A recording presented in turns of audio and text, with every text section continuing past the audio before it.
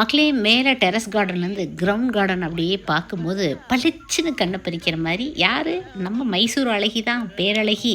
அவளை தூரத்தில் ரசிக்கும் போது அப்படியே பந்தா அவ்வளோ அழகாக இருக்கும். அதே தான் இந்த அத்தி மரத்தை தூரத்துலேருந்து பார்க்கும்போது செம்ம வியூவாக இருக்கும். அப்படியே கொஞ்சம் கீழே கிரவுண்ட் கார்டனுக்கு வந்தால் கொஞ்சம் மெயின்டெனன்ஸ் ஒர்க்கு தாங்க பண்ணலாம் அப்படின்ட்டு.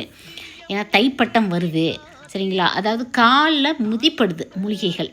அது இந்த வல்லாரை பார்த்திங்கன்னா, வல்லாரை இருக்கிற இடத்துலையே நிறைய குப்பைமேனி இருக்குது. இப்போ தான் நானே ரொம்ப கஷ்டப்பட்டு பெரிய போராட்டத்துக்கு அப்புறம் இந்த நாட்டு வல்லாரைக்கு இடம் கண்டுபிடிச்சி வளர விட்டுருக்கேன். இதில் நிறைய குப்பைமேனி எல்லாம் போட்டு அமுத்துதுன்னு சொல்லி அவங்கள கொஞ்சம் க்ளீன் பண்ணிகிட்ருக்குறோம்.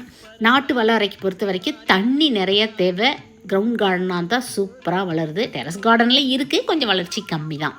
அப்புறம் கொஞ்சம் இந்த மைசூர் மல்லி செடிகளை கொஞ்சம் கழிச்சுக்கு விடலாம் அப்படின்ட்டு கட்டிங்ஸ் கேட்பீங்க. உடனே கட்டிங்ஸ் மூலம் இந்த சீசனில் வளராது. அதையும் நான் பதிவு பண்ணிக்க விரும்புகிறேன். Happy gardening.